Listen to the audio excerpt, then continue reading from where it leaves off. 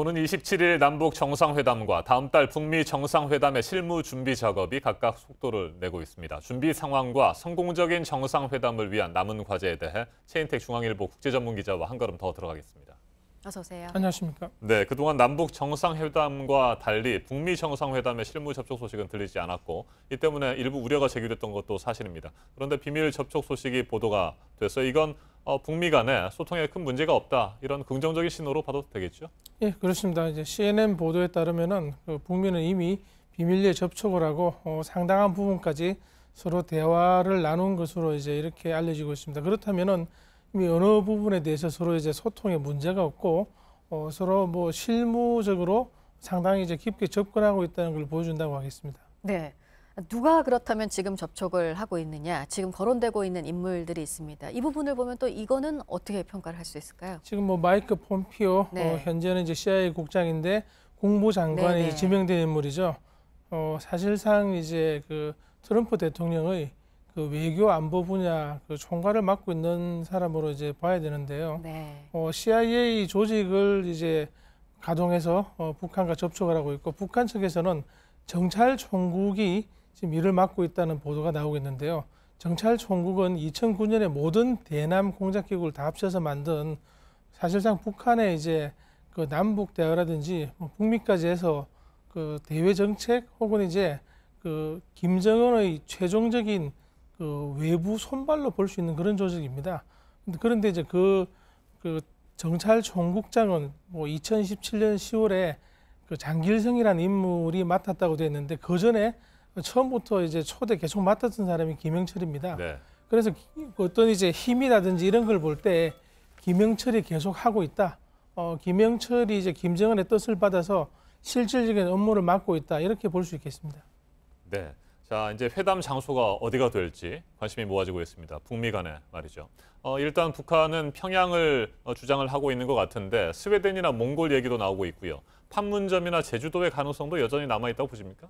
예, 그런데 지금 김정은 위원장이 지난번에 중국에 갈 때 기차를 타고 갔습니다. 뭐 평상시에 비행기도 많이 타고 해외여행도 한 경험이 있는데 굳이 기차를 타고 간 걸로 봐서 어떤 북미 회담이라든지 다른 부분에서도 비행기를 타고 가지 않겠다는 의지를 보인 게 아닌가, 이런 관측이 가능한데요.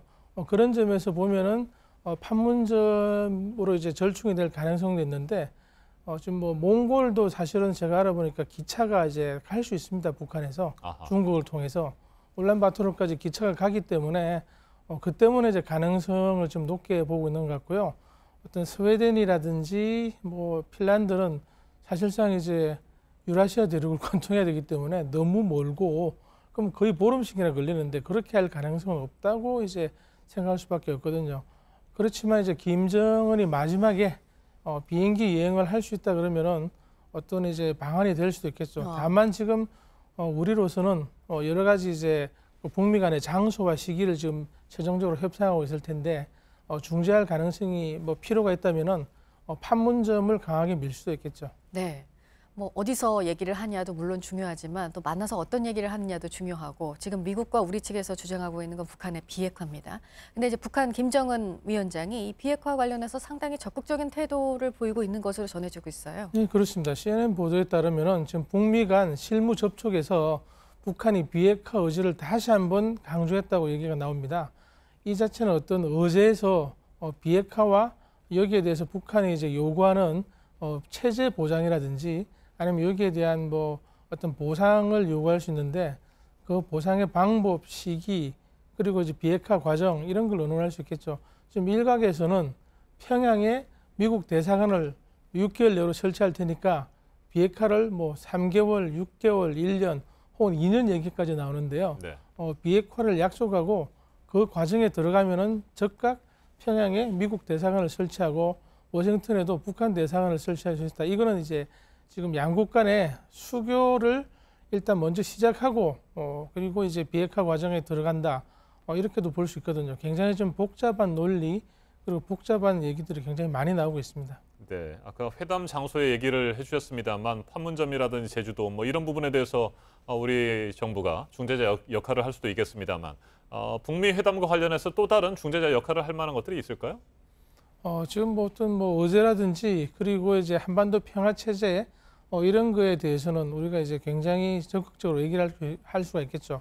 그리고 북한이 요구하는 어떤 다양한 종류의 이제 그 보상 요구, 지금까지 핵에 전 국력을 다 쏟았는데 여기에 대해서 어떤 보상이 없으면은 우리도 물러날 수 없다고 할 가능성이 크기 때문에 거기에서 우리가 어떤 역할을 할 수가 있겠습니다. 다만 그 이번 남북 정상회담에서도 바로 북한에 대한 경제 문제는 얘기를 하지 않겠다고 하고 있는데 어떤 비핵화 과정이 끝난 다음에 보상을 하겠다. 이 원칙에서는 한미가 일치하고 있는 것으로 그렇게 보입니다. 네. 그럼 이번에는 남북 정상회담 준비 상황도 좀 보겠습니다. 남북 정상회담 이전에 남북 정상 간의 첫 통화를 하기로 했다. 이게 이제 청와대가 밝힌 내용이었는데 언제쯤이 될까요? 지금 이번 주에 실무회담을 하고 다음 주 18일 그때 이제 2차 고위급 회담을 하는데요. 이번 주 실무회담에서 이루어져서 통화를 한 다음에 그리고 다음 주에는 어떤 뭐 그 고위급 회담에서는 의제라든지 이런 게 확인될 수도 있고요. 왜냐하면 18일 날 네. 해서 뭐 하는 것보다 빨리 얘기를 해서 어떤 상징적인 그리고 이제 가이드라인을 서로 이제 정하고 그리고 이제 서로 간의 분위기를 확인한 다음에 하는 방식이 더 이제 합리적이 아닐까 그렇게 추측을 해봅니다. 네, 18일 고위급 회담 이전에 실무 회담들도 뭐 다 마무리가 될 거고 그러면 18일 이후에도 뭐 계속해서 논의가 될 만한 사항이 있습니까? 아니면 18일 고위급 회담에서 다 마무리가 되는 건가요? 어떤 정상회담에서 할 여지는 이제 최종적으로 남겨두겠죠. 다만 우리 청와대에서는 의제가 그러니까 그 비핵화와 그리고 평화 체제 이 두 가지로 이제 좁히겠다 이런 얘기를 지금 하고 있거든요. 그런 의미에서 지금 보면은 굉장히 우리는 좀 오픈된 그리고 이제 개방된 그런 식으로 북한에 접근하고 있고 북한 측을 이제 여러 가지로 이제 설득하고 있는 그런 과정으로 보입니다. 네. 여기까지 듣도록 하겠습니다. 차인택 중앙일보 국제전문기자였습니다. 잘 들었습니다.